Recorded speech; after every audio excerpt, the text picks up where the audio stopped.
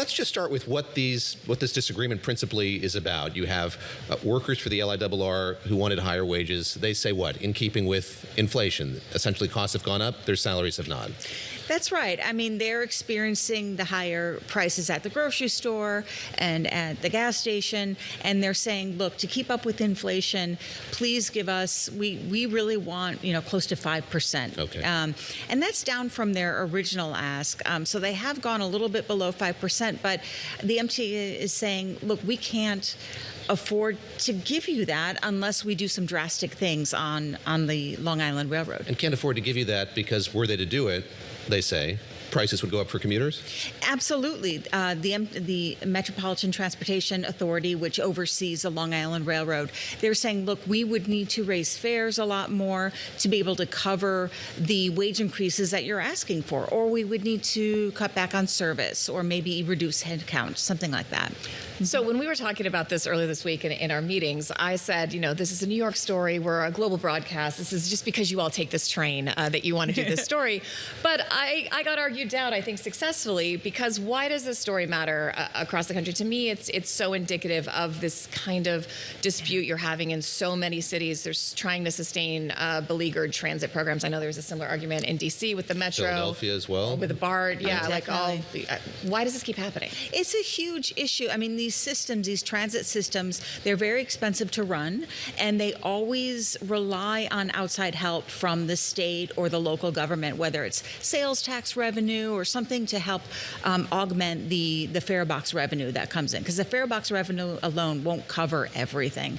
So, and that's part of MTA's and Long Island Railroad's argument here is, look, if the wages go up too much, what happens is then we have to not just go back to the riders, but go back to taxpayers and say, look, we need to raise your taxes to help pay for some of these wage increases. Now, on the other hand, the unions, the workers, they haven't had a raise in almost 4 years because there has been these ongoing negotiations for several years now about changing the contract and amending the contract.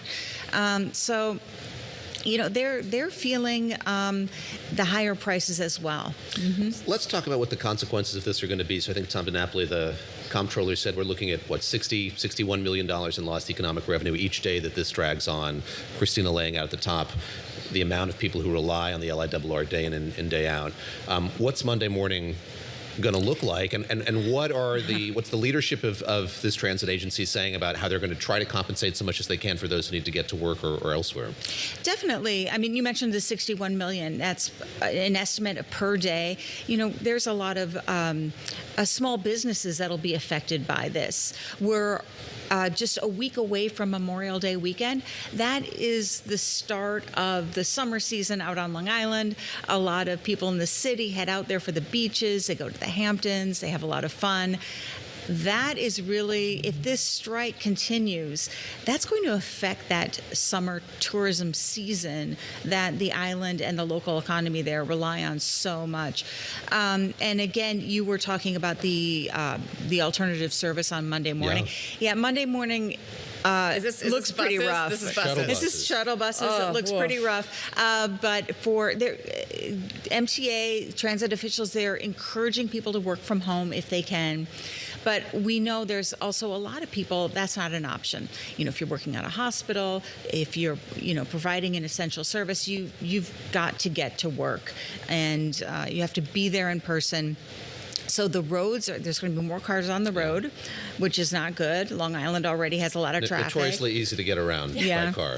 And then what is happening is starting Monday morning for the peak AM and PM rush hours, MTA is providing shuttle services, shuttle buses at 6 different locations on Long Island that'll take you to subway stops, subway stations in Queens. Mm-hmm. As a longtime once Metro rider in D.C., I am very familiar with the subway to bus to subway situation. It makes no one in a good mood. Are they any closer to reaching a deal? Do you think this could be resolved by Monday? We're trying to find out if there's another meeting scheduled for today.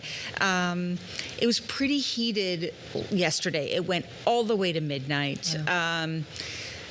some words I'm sure were shared across the table. So they might need, a little bit of a breather, but we're hoping that they get back together at the table again today and continue talking so this can get wrapped up as soon as possible. You quote in your piece Kevin Sexton, the National Vice President of the Brotherhood of Locomotive Engineers and Trainmen. We do not know the duration of the strike at this time, so a bit ominous. How illustrative is the strike that we saw last year, I guess it was, in New Jersey? We saw the New Jersey strike there last, 3 days? 3 days. In total.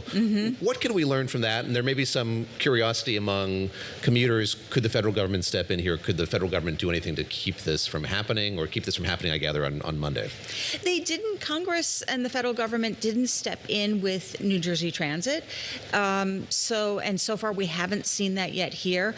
But again, if this strike is prolonged, I would imagine at the federal level there is going to be a lot of incentive to help the MTA, Long Island Railroad, and the unions really come together and really get to that point where they can reach agreement on a wage increase for this year. Why does commuter rail and public transport struggle to gain traction and funding in this country in ways that it just doesn't other places? I mean, I feel like we were sort of maybe doing a little bit better, and then I know COVID really took a real big hit during COVID, both in ridership and confidence, people not wanting to just share that space with people. Has it gotten any better, or why is it struggling so much in so many major U.S. cities that really could use the infrastructure and the help? They definitely could. We are very much a car culture, and I grew up in the Midwest, and it's not for most Americans. It just isn't common to get on a train, a commuter train or subway, to go to work. Yeah. And so it's a different mindset. If you're used to driving, it's just what you do.